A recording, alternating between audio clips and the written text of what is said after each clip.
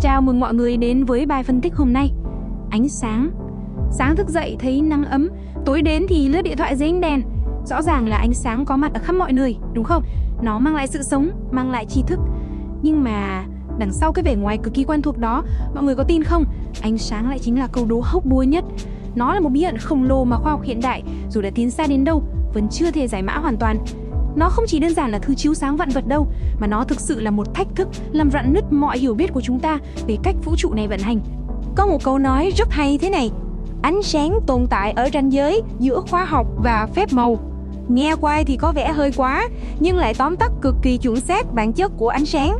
Một mặt nha, nó mang đến cho chúng ta những chân lý sâu sắc nhất của vũ trụ, là cái móng nhà vững chắc của vật lý học hiện đại. Nhưng mặt khác, nó lại đang che giấu một bí mật nghe chừng hoàn toàn phi lý đối với trí óc con người. Thật sự rất kỳ lạ, một thứ sinh ra để soi sáng sự thật, cuối cùng lại tự khoác lên mình một bức màn bí ẩn đến kinh ngạc.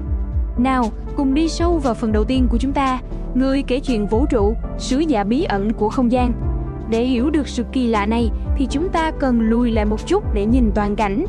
Ánh sáng không phải là thứ con người phát minh ra, nó đã ở đó ngay từ những giây phút đầu tiên khi không gian và thời gian hình thành.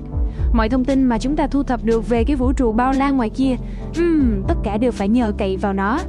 Thực sự, ánh sáng giống như một người kể chuyện trung thành nhất của vũ trụ vậy.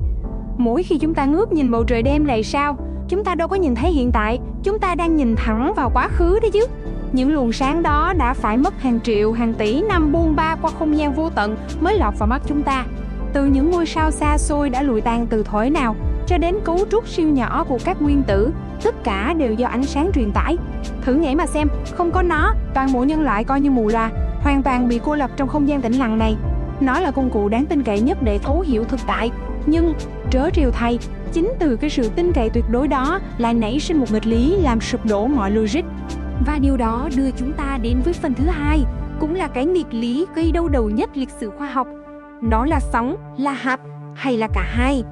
Làm sao mà cái công cụ vĩ đại nhất, đáng tin nhất của chúng ta lại có một danh tính kép, một bản chất phân liệt đến mức đạp đổ mọi định luật logic thông thường thế này? Sự đối lập ở đây vô cùng gay gắt. Nó từng là tâm điểm cãi vã của những bộ óc thiên tài trong suốt nhiều thế kỷ, từ Newton cho đến cả Einstein. Ở một phe, họ coi ánh sáng như một dòng hạt, cứ hình dung nó giống như những viên đạn tí hon bắn ra từ nòng súng vậy. Những viên đạn này cứng nhắc, độc lập, quỹ đạo rõ ràng và hoàn toàn đếm được.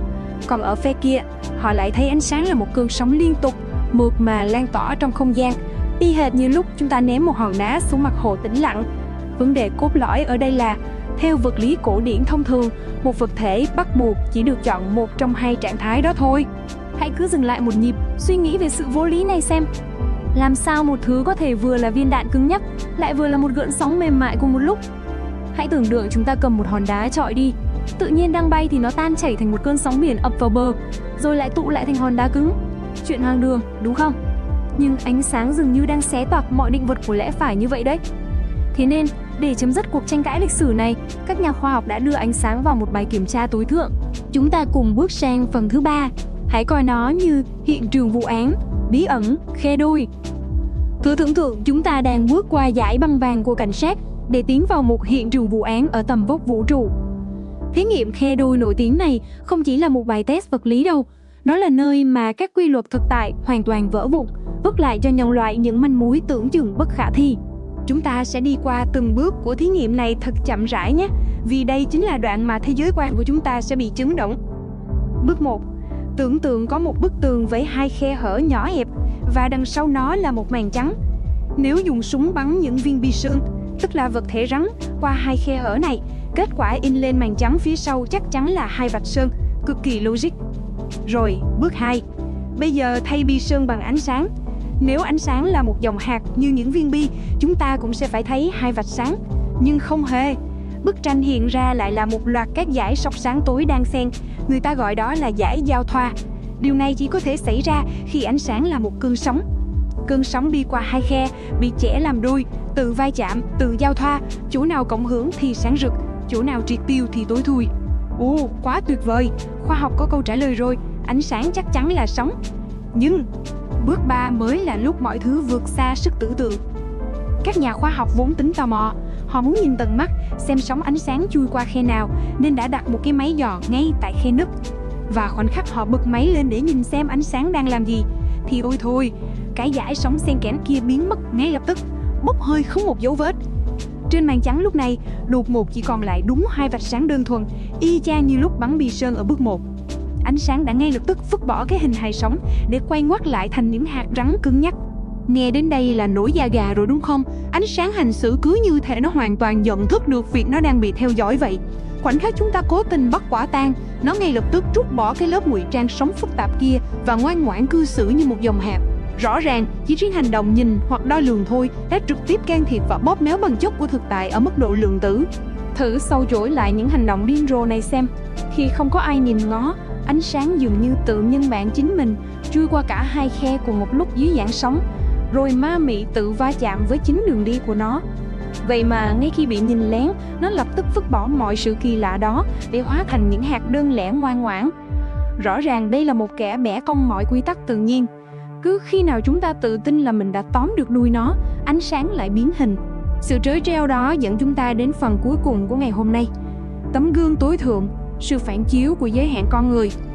Cảm giác ngột ngạt và kỳ quái trong cái phòng thí nghiệm khe đôi kia.